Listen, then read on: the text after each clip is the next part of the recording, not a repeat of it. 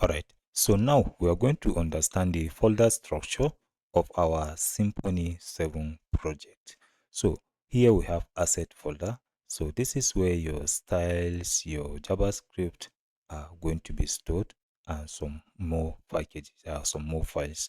Then after this, we have config.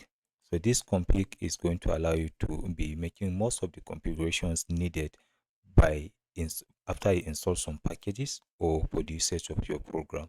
So most of the packages are here. So we are going to work with some of them actually.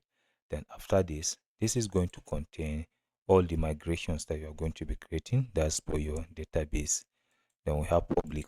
So public, when it comes to some public files like pictures, this is the folder that is going to be handling that purpose for us. Then next we have source.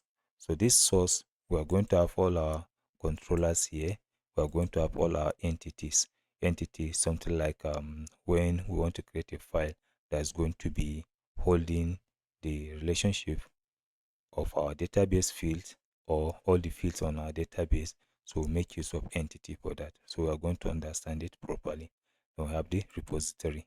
So each entity file have its own repository.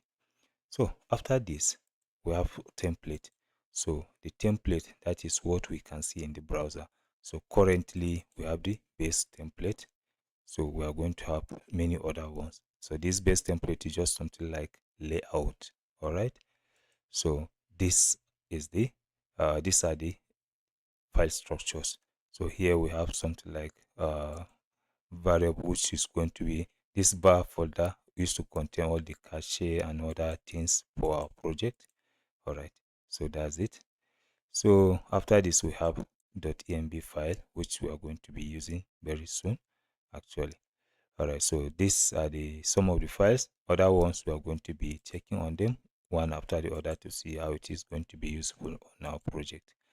All right, so see you in the next lecture.